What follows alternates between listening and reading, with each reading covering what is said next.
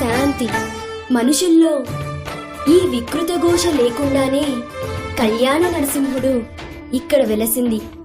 అందుకే ఆ యాదర్శి తపస్సు చేసింది. ఓం లక్ష్మీ నరసింహాయ నమః. పురాణయుగమున ఈ గిరిపైనే తపమునరించెను యాదఋషి. ధరాతలమున అతని పేరుతో అయినది ఈ గిరి యాదగిరి. ఈ గుహలో వెలసెను కాయమహోజ్వల జ్వాలా నరసింహుడు.